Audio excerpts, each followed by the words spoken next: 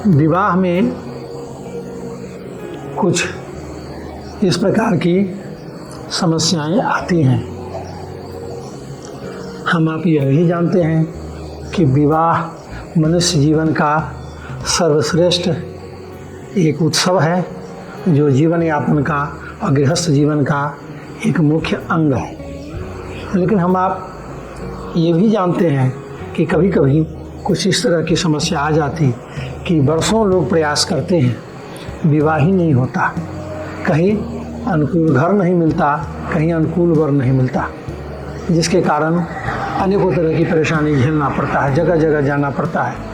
अनेक जगह से व्यक्ति हताश उदास होकर के वापस आते हैं। ऐसी परिस्थिति में विवाह होने के लिए और विवाह में भी मनो अनुकूल जोड़ी मिले, विवाह होना तो एक अलग बात है, लेकिन मनो अनुकूल जोड़ी मिले जिसके साथ जीवन सुख शांति से व्यतीत हो, यह विशेष बात है।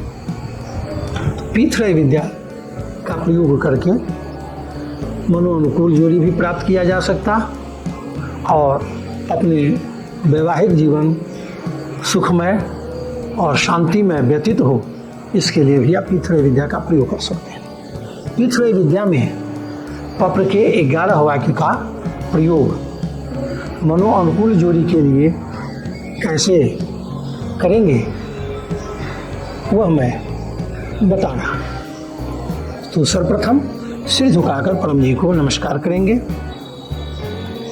परमं शरणं गच्छामि, हंसं शरणं गच्छामि, अद्वैतं शरणं गच्छामि, आनंदं शरणं गच्छामि, चरणं शरणं गच्छामि। हे परम जी, मुझ पर कृपा करो। सिर झुकाकर परम जी को नमस्कार करता हूँ। मुझे मेरे अनुकूल जोड़ी लगा दो, जिसके साथ मेरा वैवाहिक जीवन सुख शांति से व्यतीत हो। इच्छा पूर्ण होते ही पकड़ में 1 माह का वेतन 2 किस्तों में परम जी को दूंगा। इच्छा पूर्ण होते ही पकड़ में 1 पीतृवाई कक्षा लगवाऊंगा। इस प्रकार से पत्र के 11 वाक्य को बोलना ही पत्र करना कहलाता है। अब आपने पत्र किया, इसको लिख करके रख लें। जब आपके मनो अनुकूल जोड़ी मिल जाए तब आप यह समझें कि आपकी इच्छा पूर्ण हो गई। तो आप जो पत्रवा 10 रुपये का और 1 पीतृवाई कक्षा लगाने का आपने प्रतिज्ञा किया है, उसको पूरा करें। अब इसमें ही वैवाहिक जीवन हमारा सुख शांति से व्यतीत होगा, उसके लिए हमने मनोनुकूल जोड़ी मांगा और अस्थायी रूप से वैवाहिक जीवन दाम्पत्य जीवन व्यतीत हो, उसके लिए मांगा। लेकिन आप ये भी देखते हैं कि कई बार इस प्रकार की घटना हो जाती है कि विवाह बारात गई और बारात में ही घटना दुर्घटना किसी प्रकार की हो जाती है, अनहोनी हो जाती है, जो लोगों के लिए बहुत ही दुखदायी हो जाती है। वह विवाह सुख और प्रसन्नता नहीं दे करके लोगों के लिए जीवन भर के लिए एक दुख का कारण बन जाता है। तो आपका विवाह सकुशल ढंग से संपन्न हो, किसी भी प्रकार की कोई घटना दुर्घटना न हो, उसके लिए भी आप पत्र करें। पत्र कैसे करेंगे?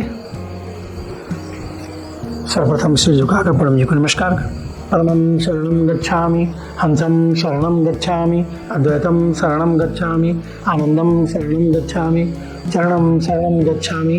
हे परम जी, मुझ पर कृपा करो। सिर झुकाकर परम जी को नमस्कार करता हूँ।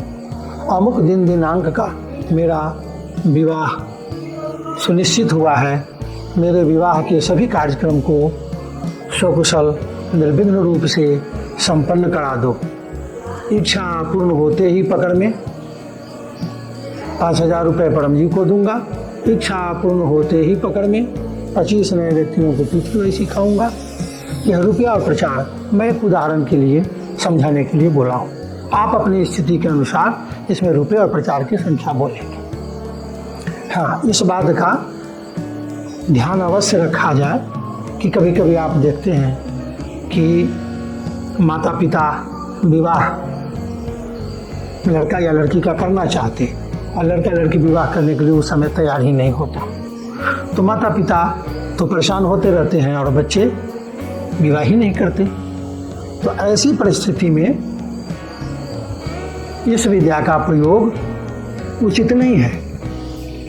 बच्चे माता पिता के अनुकूल होकर के जब रहेंगे तभी माता पिता को भी, चूँकि उनका ही दायित्व है अपने पुत्र और पुत्री के विवाह को संपन्न करा लें, क्योंकि माता पिता को ऐसा होता है कि पुत्र और पुत्री का विवाह करा लेते हैं तो मेरा गृहस्थ धर्म पूर्ण हो जाता है, अपने दायित्व को पूर्ण करना चाहते हैं। तो जो पुत्र अथवा पुत्री माता पिता के अनुकूल हैं और वो चाहते हैं कि माता पिता जो हमारे चाहते हैं मेरा भी विवाह अब हो जाने का समय हो गया है, तो माता पिता को भी उसके लिए पक्व करना होगा और लड़का और लड़की जो अपना विवाह करना चाहते हैं उन्हें भी पक्व करना है, क्योंकि जीवन साथी तो लड़का को चाहिए और माता पिता को तो पुत्र वधू पुत्र के लिए चाहिए और पुत्री के लिए दामाद चाहिए।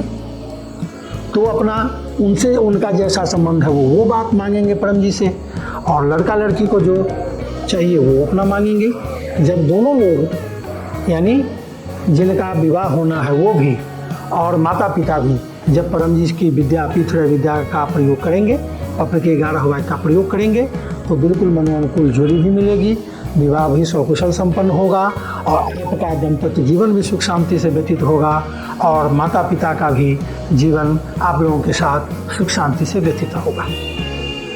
इसी में ये भी देखते हैं कि विवाह में भोज इत्यादि का व्यवस्था तो रहता ही है, क्योंकि बारात आते हैं, गांव के भी लोग रहते हैं, कभी कभी जितने संख्या बोली गई उससे कई गुना ज़्यादा लोग ले आते हैं, तो तत्काल भोजन की व्यवस्था तैयार करना असंभव सा रहता है। वैसी परिस्थिति में आप यह निश्चित करें कि एक थाली भोजन मैंने जो तैयार किया उसकी कितनी कीमत है और उसके कीमत का उदाहरण स्वरूप आपने 100 रुपया उस भोजन का कीमत आता है तो 25 रुपये प्रति व्यक्ति के हिसाब से आप पत्र कर दें कि आपके यहाँ जितने भी अधिक बाराती आए हैं या जितने भी लोग भोजन करने वाले हैं सभी को पर्याप्त भोजन प्राप्त हो जाए, भोजन घटे नहीं, आपके प्रतिष्ठा की रक्षा हो।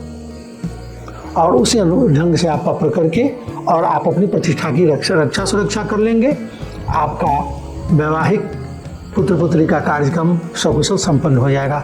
यह परम पावन परम जी के द्वारा दिया गया पावन आदेश है। इसका हम आप पालन करके अपने जीवन में अनेकों प्रकार की समस्याओं का समाधान करके लाभ ले सकते हैं।